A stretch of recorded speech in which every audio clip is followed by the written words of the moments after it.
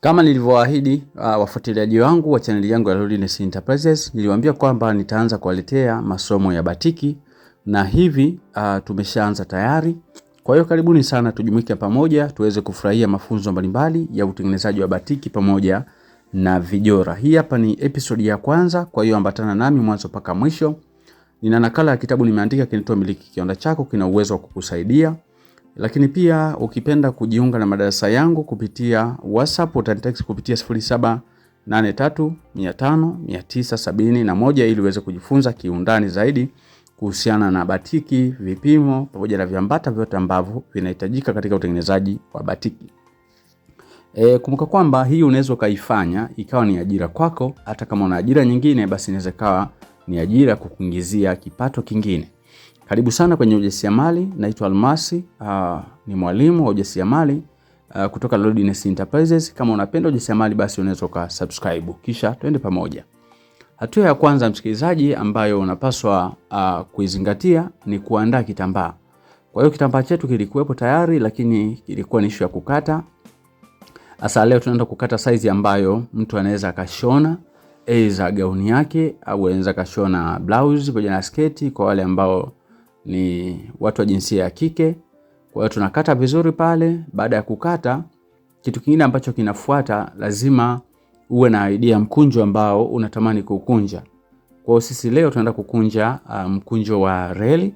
Tulikuwa na vitambaa vingi, lakini rangi ambayo tulikuwa nayo tulikuwa na rangi nyeupe. Kwa hiyo tukaona reli itatufaa zaidi kwa kitambaa tulicho nacho na aina ya rangi ambazo tunazo. Kumbuka kwamba ukiwa unazalisha batiki, kitu cha kuzingatia zaidi ni rangi ya batiki, lakini pia hapo kuna zile rangi ambazo utaadi au utachomvia. Kwa hiyo tuna nyeupe kitambaa, lakini pia katika rangi tutaenda kuona pia tuna rangi ya nyeusi, tuna rangi nyeusi, tuna blue ambayo inaelekea kwa daki, pamoja na hivyo pia tuna rangi nyeusi. Kwa baada ya hapo tunaanza kukunja. Tunaanza kukunja kama inavyoonekana katika video yetu vizuri kabisa. Tunakunja nje ndani. Ukitaka kupata maua mazuri ambayo yanapendeza, unakunja nje ndani, nje ndani, nje ndani. Sasa hapa kuna batiki lakini pia tuna kijora chake. Not kijora, yaani tutakuwa tuna mtandio wake. Kwa kama mtu ataamua kuvaa kama gauni, basi anakuwa na mtandio wako wa kujifunika, wa kujifunga pia. Karibu sana ikiwa unatamani kujifunza zaidi na kupata elimu hii zaidi kiundani zaidi. Kuna darasa lipo online, lakini pia kuna hicho kitabu nimekuandikia kinaitwa Miliki Kiwanda Chako. Kuna kitabu kingine pia nimeandika kinaitwa Ujasiriamali ni Ajira, na kuna kitabu kingine kinaitwa Nguvu ya Maamuzi Maishani. Ni kitabu ambacho kinawasaidia na kuwasimamia wajasiriamali wengi zaidi ambao wanapenda kufika mahali. Lakini kwa wale ambao wanalipia madarasa pia, mimi nakuwa nyuma yao bega kwa bega kuhusiana na malighafi wanapatia wapi, kwa bei gani, mchanganuo wa bei, watanunuaje, watauzaje na watabakiwa na faida kiasi gani, masoko mazuri ya batiki na vijora ni wapi. Kwa hiyo karibuni sana. Baada ya kumaliza kukunja, basi hatua nyingine ambayo inafuata, tunafunga vizuri kabisa. Tunachukua kamba, tunafunga. Hapa tunaweza tukaona kuna watu wanafanya hii kazi kwa sababu nilikuwa nawaelekeza, nilipata ugeni wa wanafunzi, basi wakawa wanafanya wenyewe na mimi nikawa na waelekeza namna hiyo. Kwa hapa kuna batiki yenyewe, lakini pia kuna mtandio. Kwa hiyo mkunjo tunataka ifanane, hata tutakapoianika basi iwe na muonekano mzuri. Tunafunga vizuri namna hiyo kabla ya kwenda kuchomvia. Lakini kumbuka kwamba ili upate maua mazuri yanayovutia, kabla ya kwenda kuchomvia kwenye rangi, ni vizuri basi ukapitisha kwenye maji namna hiyo ili ipate maji, ili iweze kuja kushika rangi vizuri zaidi na rangi iweze kupenya ndani zaidi na iweze kuwa na uangavu mzuri katika muonekano. Kwa tunaweka vile, tunaandaa vizuri kabisa. Kumbuka kwamba umeifunga vizuri wakati huo. Baada ya hapo unakuja kuchukua caustic soda, unaweka vijiko kadhaa. Kwenye kitabu ipo nimeiandika katika uwazi, lakini pia kwa wale ambao katika madarasa tunawafundisha katika uwazi wa vipimo zaidi. Baada ya hapo pia tunaweka sodium hydrosulfate, tunaweka pia vijiko kadhaa. Baada ya hapo tunaweka pia rangi ambayo ni kala. Rangi hizi msikilizaji na mtazamaji ambao unanifuatilia, haziwezi zikaendana na zile rangi zingine ambazo tunatumia aidha katika utengenezaji wa sabuni ya maji au sabuni ya vipande. Rangi ya batiki inajitegemea, ni rangi ya batiki. Kwa hiyo sifikiri kwamba kuna mbadala wa rangi nyingine tofauti na rangi ya batiki. Hapana, rangi ambayo inatumika ni hii ya batiki na ndio inaitwa rangi ya batiki.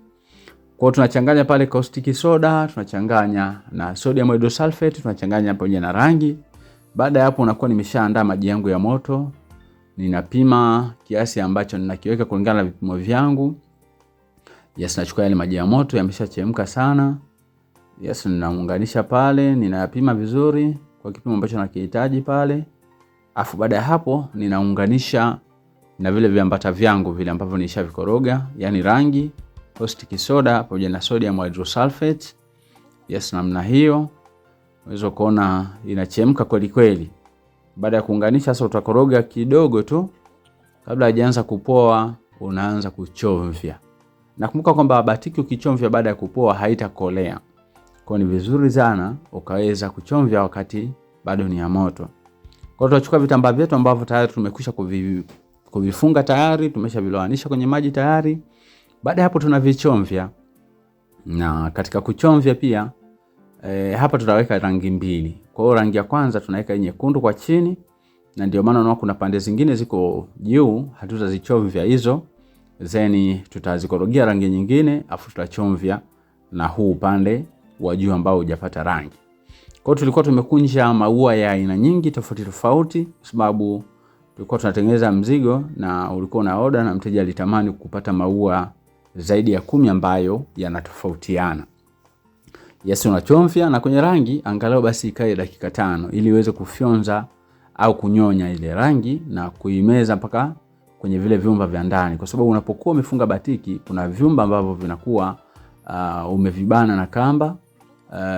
Unatamani ile rangi ishe pale. Kwa rangi itakapofika pale walau inachukua dakika 5, dakika 4, dakika 3 ikiwa rangi ni ya moto zaidi. Baada ya hapo tumemaliza, tunaenda kwenye kamba, tunafungua, tunaanika kwa muda mfupi. Baada ya kuanika muda mfupi, yes, tunaweza tukapata mkunjo wetu umetoka kama hivi. Wasikilizaji na watu ambao wanapenda kunifuatilia, tutaanika hapo dakika 15, tutasuuza kwenye maji yasiyo na sabuni, then tutarudisha kwenye kamba na batiki zetu zitakuwa tayari kupeleka kwa mteja au kupeleka sokoni. Kwa hiyo nikukaribishe sana, nikualike kwa wewe ambao unapenda kujifunza ujasiriamali wa kutengeneza batiki za aina mbalimbali. Karibu sana, madarasa yetu yapo. Namba zangu zinatembea hapo, unaweza ukanitext WhatsApp zeni nikakupa utaratibu mzuri zaidi.